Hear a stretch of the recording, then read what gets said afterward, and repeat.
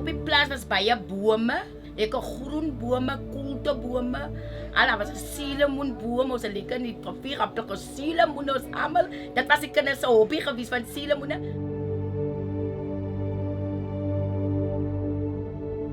Ons kinders het nie gedink daar in die plaas nog aan sulke verkeerde dinge nie.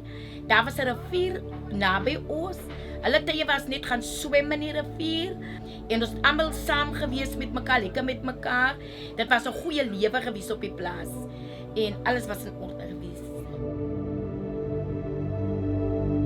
Ek het 20 jaar het ek op Soetendal plaas gebly. My man het gewerk. Ek het ook so, toe ek nog jonger was, het ook gewerk. Tot ek nou nie meer kan gewerk het nie. En ons het goed gebly daar. Ek was baie gelukkig op die plaas. En soos my kinders gegroei, my kinders was gewillig vir skool gaan, ek het niks probleme met my kinders gehad. Dat was 'n goeie lewe daar.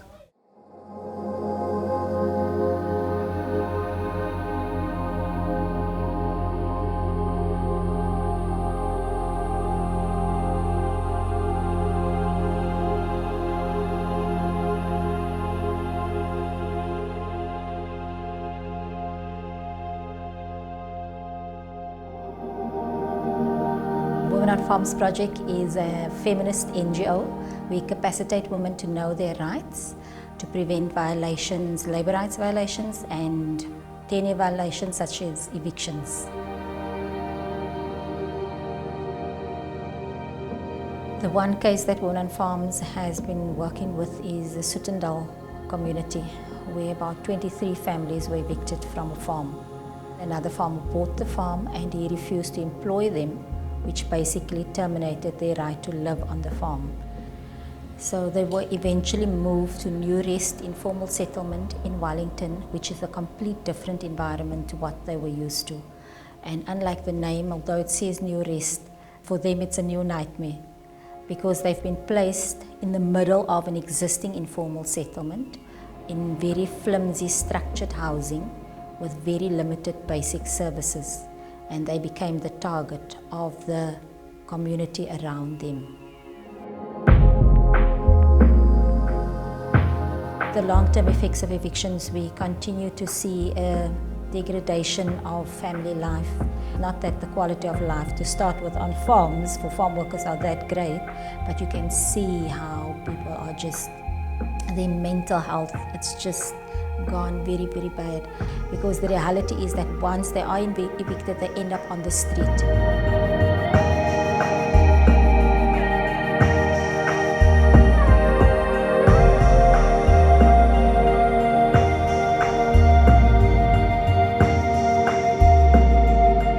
Die dag toe ons van die plaas af gesit is, was niet een normale ochtend zoals altijd geweest. Ik was samen met mijn gezin. Het was normaal weer, als ik moest nog op school toe. Maar toen kwam die politie en die mensen en ik moest net ons schoolkleren weer uittrekken, want ons gaan nu trekken, dus ik moest naar school toe gaan. Ik was hartstikke, ik dacht net, joh, alles is nou net zo oor en voorbij in een ogenblikse tijd. En het was niet emotioneel, het was zeer. Hulle het begin by die tweede en die derde en die vierde en die vyfde.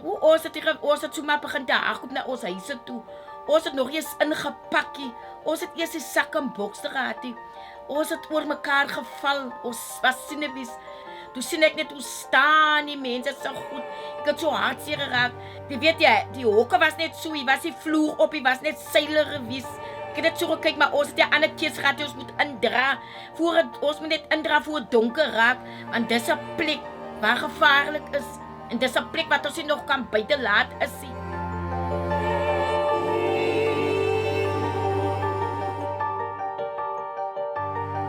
Typically, when a farm eviction happens, the occupiers or the farm dwellers are not aware that it's going to take place because it is the aim of the farmers' attorneys and the sheriff to catch them off guard.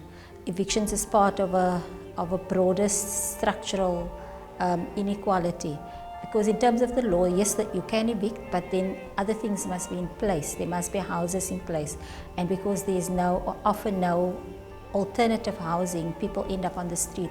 So we advocate for a moratorium on evictions until proper mechanisms are in place and until there's enough land available to accommodate farm workers who are being evicted.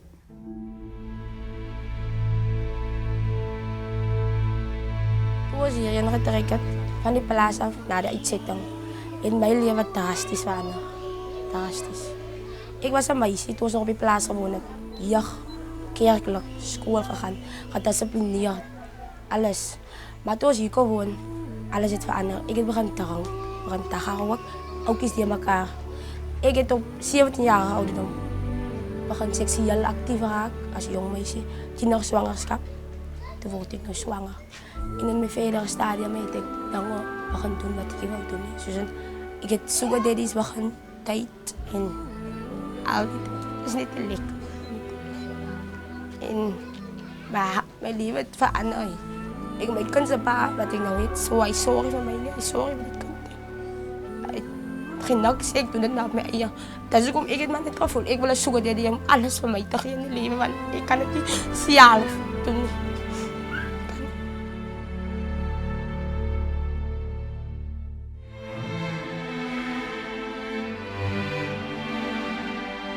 Als ik kan zien hoe baie van mijn vrienden uitgevallen het, is uiteindelijk voor mij baie hartseer van ons komt zo lang aan.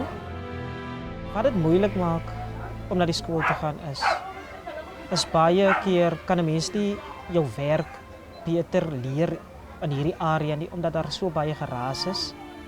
En daar is die privaatheid, stilte. En as ek ook dan loop ek deur 'n gangkie by die skool waar daar meestal soos 'n gangster sit. So ek moet verby hulle stap en daagliks word daar van die skoolkinders gerop. En op die stop ook, soos ek na die skool begin beweeg, sit daar ook 'n paar gangsters waar verby ek moet loop. So dit is 'n bietjie vir my gevaarlik om daai paadjies te loop, maar ek het nie ander keuse nie, so ek moet dit loop.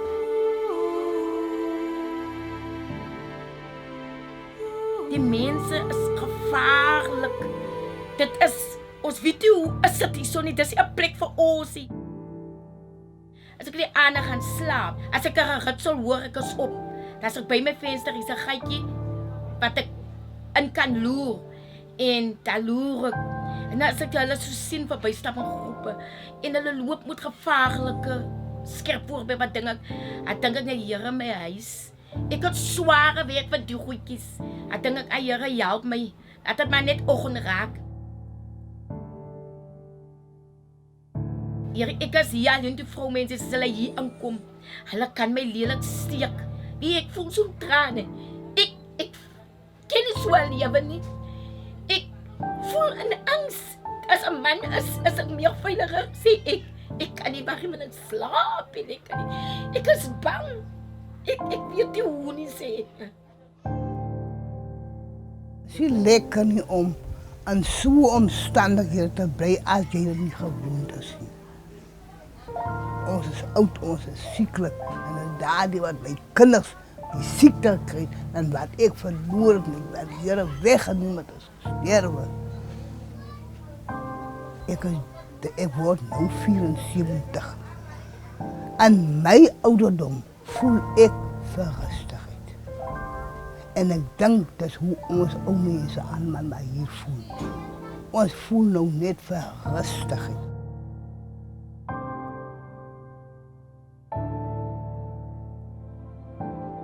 So it's 5 years and they still live there and their conditions has become worse.